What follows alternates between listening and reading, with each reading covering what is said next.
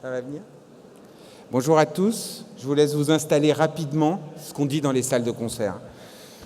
Les artistes sont chauds, là, ils ont répété, tout va bien, donc il faut commencer maintenant.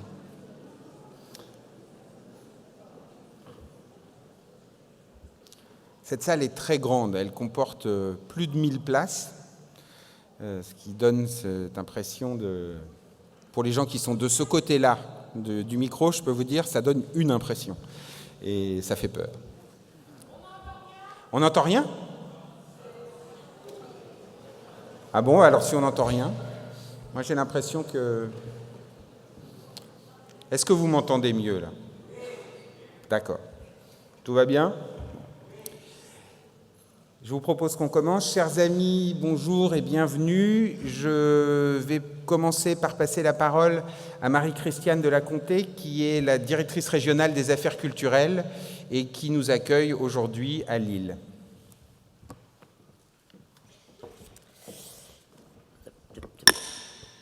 Merci, Monsieur le Président. Vous m'entendez bien cette fois-ci? Bon, alors ça va. Donc, je voulais vous dire tout d'abord tout le grand plaisir que j'ai à ouvrir ces rencontres à Lille, au nouveau siècle, ce merveilleux équipement qui a été refait par le Conseil régional du Nord-Pas-de-Calais et qui est dédié à la musique. Vous êtes en fait là, dans l'antre, ou dans le palais, comme vous préférez, de Jean-Claude Casadesus. Donc je vous accueille au nom du ministère de la Culture dans toutes ses composantes, c'est-à-dire les services centraux, les services déconcentrés, mais aussi la ministre de la Culture, bien sûr, et le Centre national du livre. J'espère que vous aurez eu l'occasion, avant le lancement de ces rencontres nationales, de parcourir les rues de la ville et de découvrir quelques-unes de ces librairies indépendantes. On en compte près d'une vingtaine, rien qu'à Lille. Des librairies généralistes, bien sûr, mais aussi, et c'est une particularité, une pépinière de librairies spécialisées en littérature de voyage, en jeunesse, en art du spectacle, c'est une rareté, en langues étrangères, en sciences humaines, en religion, en livres d'art, en bande dessinée et manga, en polar et science-fiction, etc., etc. Le choix est vaste. Et certaines sont restées ouvertes très tard hier soir pour vous accueillir, et je sais que vous y êtes allés. Bien sûr, leurs difficultés, comme celles des autres librairies indépendantes de la région, de Dunkerque à Fourmies, en passant par Hasbrouck, de Boulogne à Arras, ces difficultés sont réelles et connues. Une faible rentabilité, des charges élevées, la concurrence de la vente en ligne, l'évolution, pour ne pas dire l'érosion, des pratiques de lecture, l'inconnu du numérique. Les défis à relever ne sont pas minces et vous êtes au cœur de ces défis. D'ailleurs, même si les librairies indépendantes résistent plutôt mieux que les librairies de chaîne, on pense bien sûr aux fermetures des librairies chapitres et majuscules dans cette région. Certaines sont contraintes de baisser le rideau en Nord-Pas-de-Calais comme ailleurs. Néanmoins, je reste frappée par l'esprit de mobilisation et la force de conviction qui anime votre profession. Libraire, un métier d'avenir, c'est le titre donné à ces rencontres nationales et tout est dans le point d'exclamation. Et c'est sur ce même ton résolu que je voudrais poursuivre mon intervention. Les libraires sont des acteurs culturels essentiels. Grâce aux soins que vous apportez à constituer vos fonds, à mettre en avant des éditeurs discrets parfois, à défendre de jeunes auteurs, À promouvoir des publications rares, vous garantissez la diversité de la création et de l'édition. En multipliant les rencontres, les lectures, les débats, dans vos murs ou à l'extérieur, sur les territoires, et en accompagnant les principaux salons du livre et les festivals, en investissant et en renforçant les partenariats avec les autres lieux de diffusion culturelle, vous œuvrez à l'élargissement, voire à la conquête du lectorat. C'est un défi majeur en Nord-Pas-de-Calais, notre région étant à la fois la plus jeune et la plus touchée par l'illettrisme. Je ne crois pas me tromper non plus en disant que les libraires sont aussi en prise directe avec l'actualité. Ce sont des lieux citoyens vers lesquels on se tourne pour questionner et se documenter. Les libraires offrent des ressources pour comprendre. Ils sont identifiés comme tels. Et l'envolée des ventes de livres après les tragiques attentats du début d'année en témoigne. Ce sont enfin, et je voudrais insister sur ce point, des lieux de convivialité. Entre le libraire et ses clients, c'est une véritable relation de confiance, de complicité qui se noue. Au professionnalisme du conseil s'ajoute le sens de l'accueil. Et on connaît le modèle des librairies cafés bretons.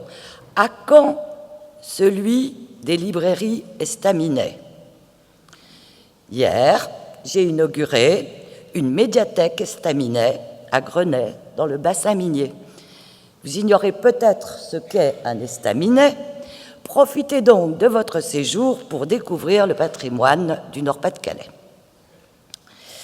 Plus sérieusement, fort de cette conviction que les librairies sont un maillon essentiel de la chaîne du livre, dont la présence sur les territoires est indispensable, que peut faire le ministère de la Culture et de la Communication? Fleur Pellerin, la ministre, sera là demain. Je ne vais donc pas vous répondre à cette question. Et elle rappellera que le livre est au cœur des politiques publiques nationales. Qu'il se traduise par des politiques de régulation de nature juridique et fiscale, prix unique du livre, adoption de la TVA réduite, défense du droit d'auteur, ou qu'il s'agisse des dispositifs d'aide directe, plan librairie, labellisation, le soutien aux librairies indépendantes est une priorité du ministère de la Culture. Les DRAC, directions régionales, relaient et mettent en œuvre ces orientations en région au plus près des territoires et des acteurs. Nous construisons avec les collectivités territoriales des politiques partenariales. Elles prennent le nom de contrats de filière, d'accords cadres, de conventions, mais toutes ont pour but de promouvoir le développement de la librairie et de l'édition. Il s'agit de mettre en cohérence les dispositifs d'aide, de mutualiser les expertises, mais aussi de mobiliser des moyens supplémentaires, évidemment. Et si tout se passe bien, restons encore prudents, nous devrions signer en juillet prochain un accord cadre avec la région Nord-Pas-de-Calais et le Centre national du livre.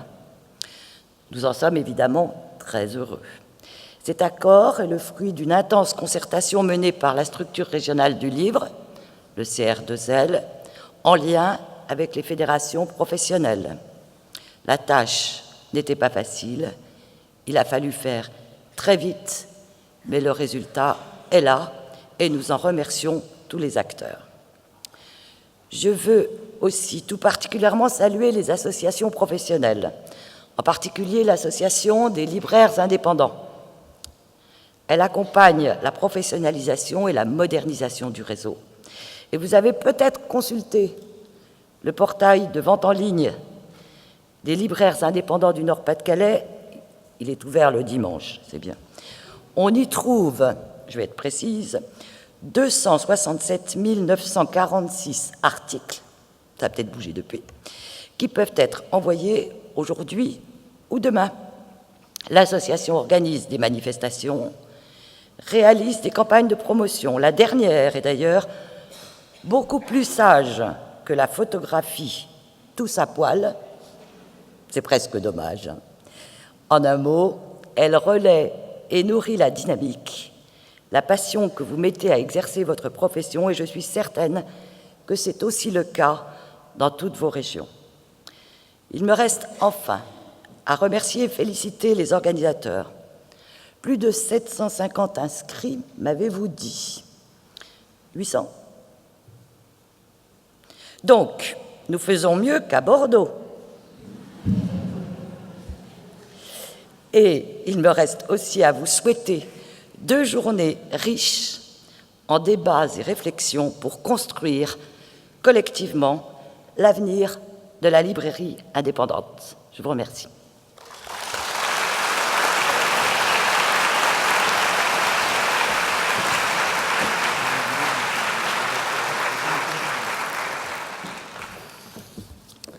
Merci.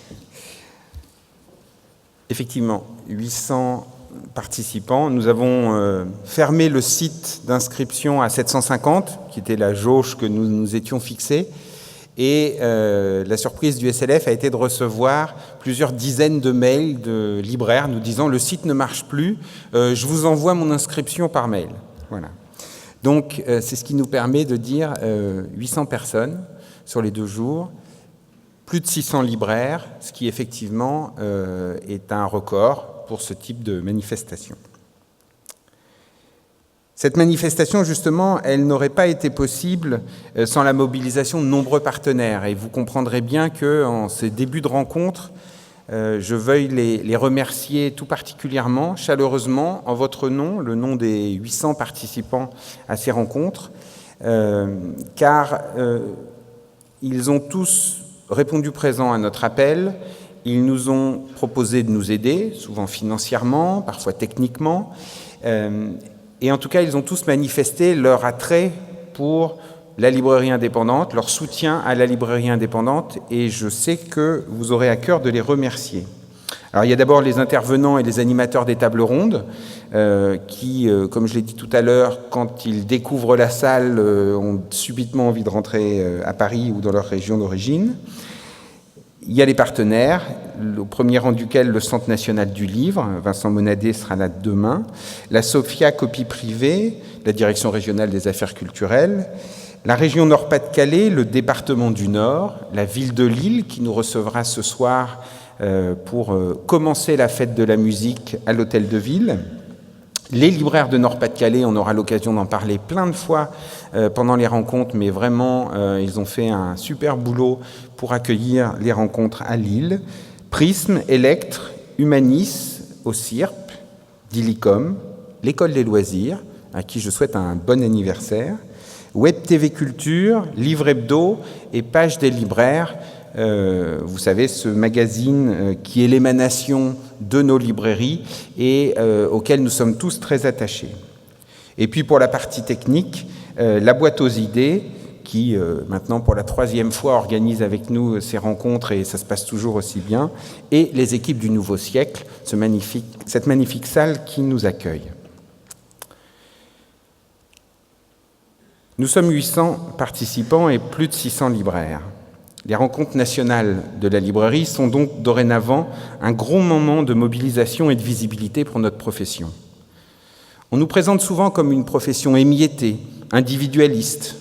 Vous faites la démonstration ce week-end que c'est faux, que les libraires savent réfléchir collectivement et se pencher sur leur avenir.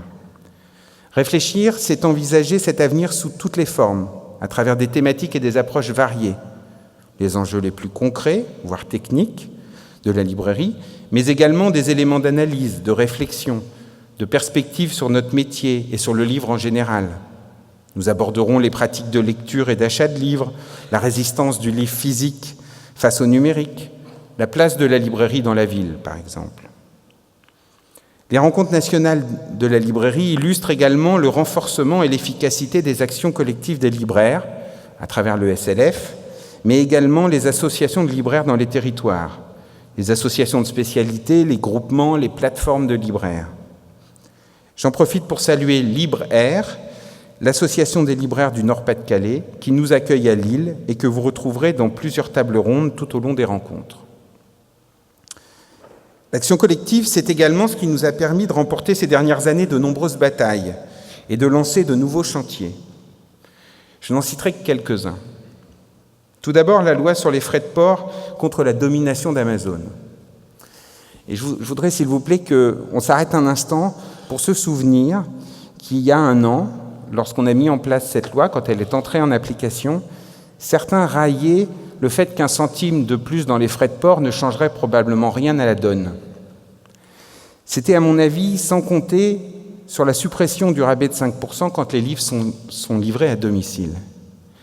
Car, chers amis, est-ce un hasard si l'année où cette loi entre en vigueur, Amazon marque le pas et voit son chiffre d'affaires stagner en France, alors qu'il continue à progresser à l'étranger? Moi, j'affirme que la loi dite frais de port y est pour beaucoup. Or, c'est essentiel pour permettre à de nombreux libraires de résister dans leur librairie physique, mais aussi d'être présents sur le net à travers les plateformes de libraires. Vous en croiserez certaines dans les stands, et je sais qu'aujourd'hui, c'est grâce à cela qu'un millier de libraires sont présents sur Internet. Et comptez sur le SLF pour redoubler d'efforts pour que les tarifs postaux qui ont été accordés aux éditeurs pour les envois de livres, par exemple les spécimens, soient étendus aux libraires. Voilà un combat pour les prochains mois. Il y a eu d'autres succès, comme le retour à la TVA au taux réduit, le plan librairie, dont il sera largement question demain avec la venue de Fleur Pellerin, ministre de la Culture et de la Communication, le renforcement du prix unique du livre, et nous accueillerons demain le médiateur du livre, Laurence Angèle, de nouvelles aides pour les librairies, la première campagne nationale des libraires indépendants qui sera largement présente dans la presse cet été. Et je voudrais juste remercier Antoine Gallimard qui nous a ouvert son carnet d'adresses dans les médias pour nous permettre d'accéder à de très nombreux titres. Et vous verrez que la liste est très impressionnante des médias qui relayeront la campagne Librairie indépendante cet été. Et puis, le lancement de l'Observatoire de la librairie, un outil essentiel pour notre indépendance et notre économie. Je n'en dis pas plus, ça va être une des vedettes de ces rencontres, mais croyez-moi, il le mérite. Ou encore, ces derniers jours, l'annulation de la libéralisation générale de l'ouverture du dimanche pour les commerces culturels, qui aurait été, pour la plupart d'entre nous, une menace supplémentaire. Et je voudrais saluer l'action déterminante de Valérie Fournéron, ancien ministre et député de Seine-Maritime, député de Rouen, et de M. Travers, député de la Manche, qui était rapporteur de la commission spéciale sur la thématique du dimanche de la loi Macron, car ils ont non seulement convaincu leurs collègues d'enlever cet amendement qui avait été voté au Sénat, mais ils ont également convaincu le gouvernement, et Emmanuel Macron en personne, que cette mesure était porteuse de beaucoup de risques et que finalement, elle était demandée principalement par la FNAC, nous le savons tous, mais qu'elle, sous des allures généreuses, elle risquait d'engendrer énormément de perturbations dans le fonctionnement de nos librairies. Alors je n'oublie pas que certaines librairies sont ouvertes le dimanche, qu'elles ont besoin de le rester, mais il y avait un danger à proposer à 3000 libraires de pouvoir ouvrir le dimanche, et surtout à quelques centaines de FNAC. Ces dossiers sont ceux du syndicat au quotidien. Quand ils sont des succès, tout le monde les oublie très vite. Mais nous savons tous que chaque échec serait pour la librairie une fragilisation dans un équilibre qui est déjà difficile à atteindre. Alors je voudrais profiter de ce début des rencontres pour rendre hommage à ceux grâce à qui ces batailles sont menées.